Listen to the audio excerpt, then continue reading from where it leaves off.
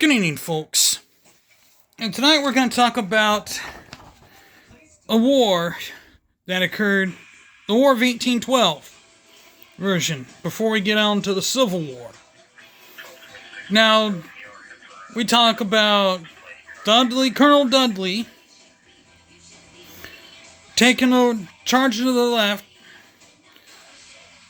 The siege of Fort Meigs is pretty much what we're talking about.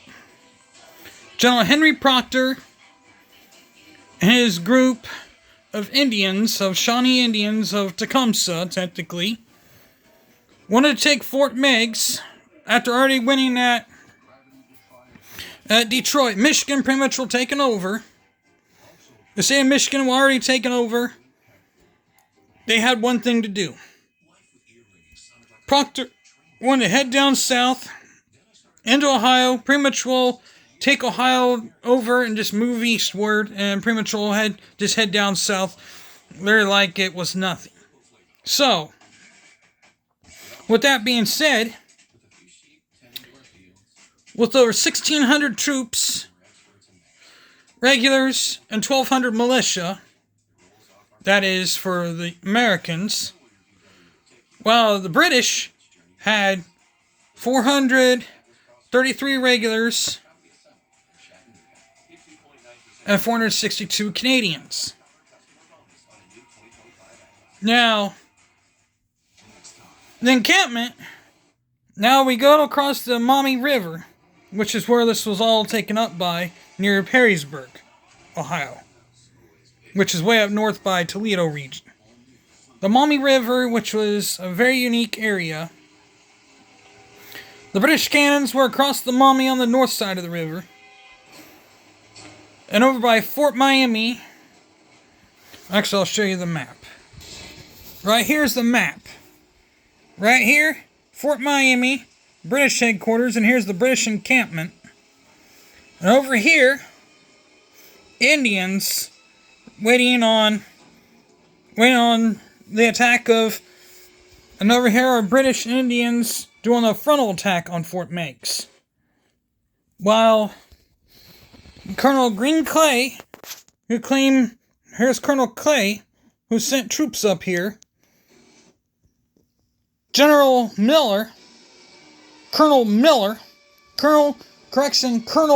Dudley goes across, and the whole ordeal was to spike the cannons, the British battery, which is right here along that part of the Maumee River. Dudley, Morrison, Shelby, and Combs all belong through here. Here, he makes his charge right across here and attacks right here. He was successful, but the Indians started attacking over here. And Dudley was killed right over in this region, right over here. Dudley's defeated. And he was ambushed right over in here, and as he tried to retreat. Multiple prisoners were taken in that region. Only a handful retreated. Then you get over here, only a handful retreated back. Then back at Fort Meigs, the British are shooting upon them over on this side, with the battery over here. That part was successful. Now we get back over here. 433 British troops over here,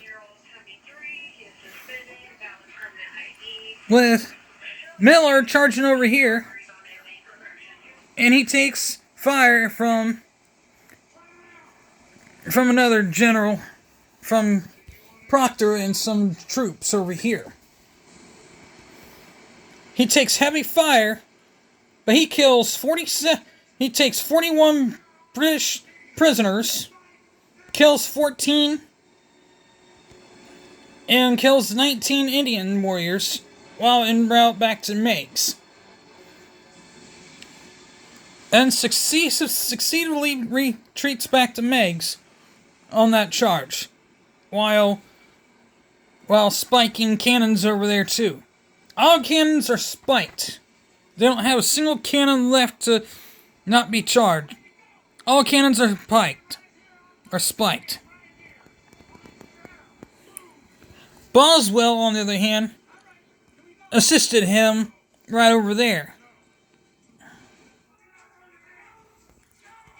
That was their retreat. Now, the Maumee River, all this dispersion right here was where the cannons were, but he killed 14 British, 19 on retreat. He had a decent 47 were wounded and 41 captured in retreat while he was heading back to Fort Meigs. But Fort Meigs, as will get back to me, I can't really say it was like the focal point, turning point of the entire war, but it seemed like it was. But now here's the question you gotta ask yourself. This is also Benedict Arnold, Part 2. Benedict Arnold was also a man, but here's another what if about Benedict Arnold. What if Benedict Arnold didn't defect? Benedict Arnold, there'd probably be probably a Benedict Arnold High School, there'd probably be a Benedict Arnold Junior High. I could go on and on about all these what ifs. Unfortunately, it didn't happen. It wasn't meant to be. I mean, the amount of things that have happened throughout these seasons is beyond weird. Benedict Arnold, I can't necessarily say is a total traitor. Deep down inside me, I can't necessarily say he's a total traitor. Because the principles that he believed in were for the American cause. And he technically himself changed the American tide into what we have today. That's one thing you cannot take away from Benedict Arnold.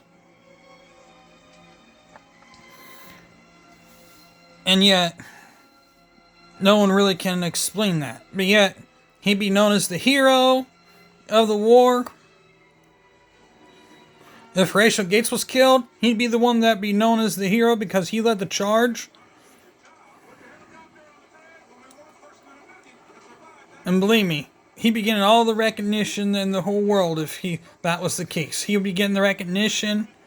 They'd be giving him all the recognition. He probably would get the move up in the rankings. Trust me. He would never have defected if that was the situation. Now, that's where we have with this. Now, with that being said, hit the like button, hit the bell for notifications. With that being said, I'm out of here. Peace.